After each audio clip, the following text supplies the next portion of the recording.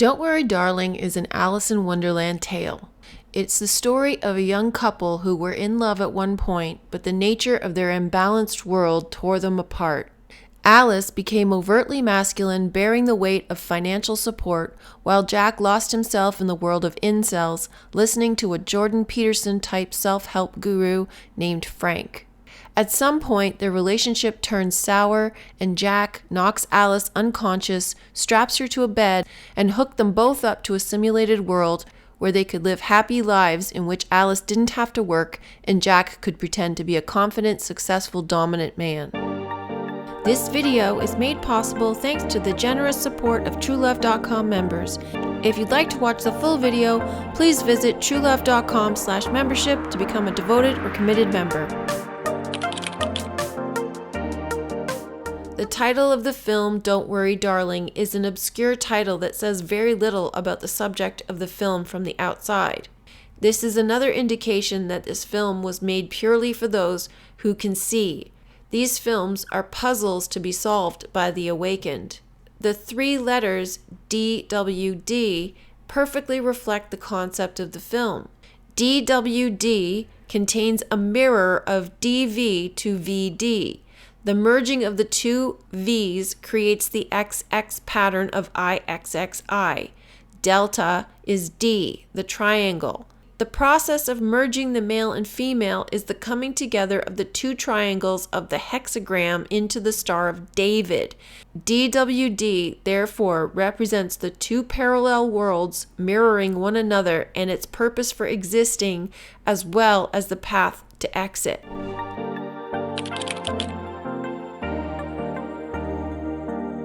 At first, Alice appears to be happy in her simulated life. She has good friends, and she's in love with her husband, Jack Chambers.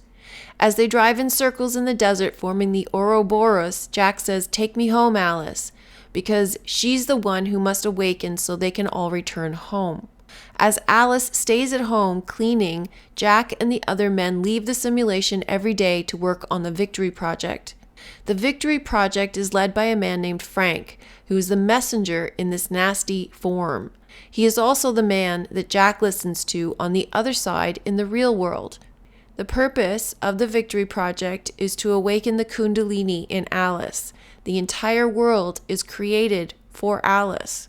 It's clear that Frank's radio hour is mind control specifically directed at Alice, because Alice is the one who has to wake up in order to take them home, and there's no evidence that any of the other women listen to Frank's radio hour. The earthquakes are connected with the initial signs of the Kundalini awakening in Alice. Jack works on progressive materials for the Victory Project, which is about awakening the divine feminine.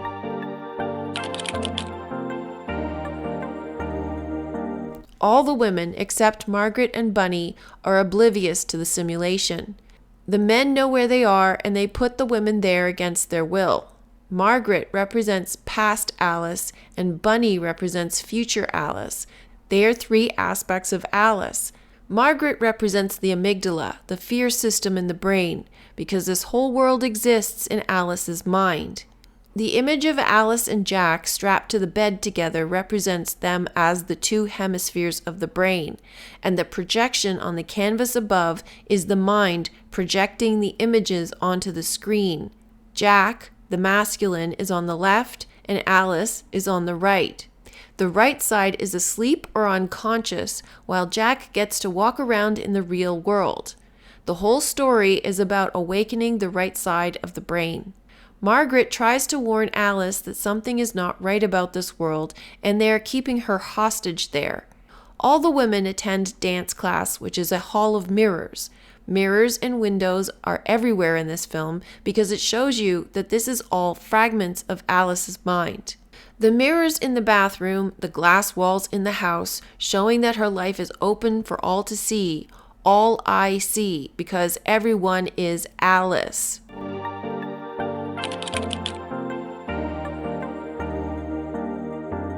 That night, everyone attends a gala event hosted by Frank and Shelley. Alice is suspicious of everyone now because she doesn't know what this place is and why everyone is lying to her, especially about Margaret. As Alice is looking at all these people, she's making connections. She's starting to recognize the truth. Alice tells Jack she wants to leave, but Jack doesn't understand, and Frank calls Jack on stage to announce his promotion. Alice runs to the ladies' room where she cries, having no one to turn to. While Alice is drowning in turmoil in yet another mirrored bathroom, her husband is dancing on stage like Frank's puppet because that's what Jack is.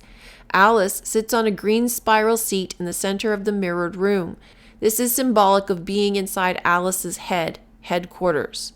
Bunny finds Alice and asks her what's wrong. In a panic, Alice tells Bunny everyone is lying and she saw a plane crash and Margaret was telling the truth. Bunny does to Alice what Alice did to Margaret and tells her to stop it.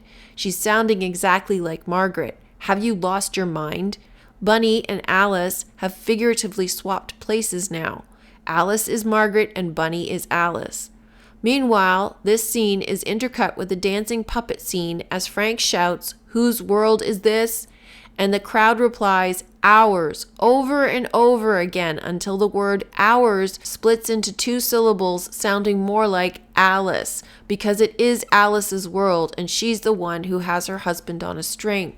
This scene is the perfect representation of where we live and how this world works. We are reflections of Alice. Alice is all us or all I see. We are in a story, Taurus, dream of her making. The bathroom is her mind. Bunny says, "Have you lost your mind?" The feminine is in the center vortex, core, heart of the head.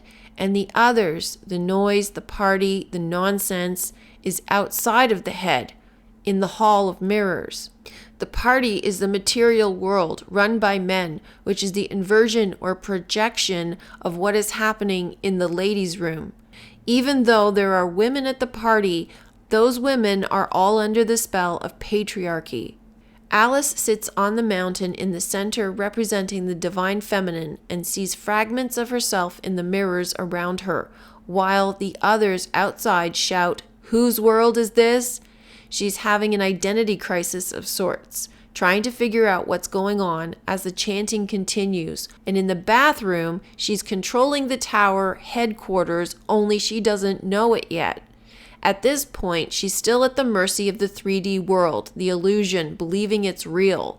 And while most people think Frank is the one who has Jack on a string like a puppet, it's actually Alice who has them all on a string, because the reflections of herself in the mirror are what are projected outside as other people.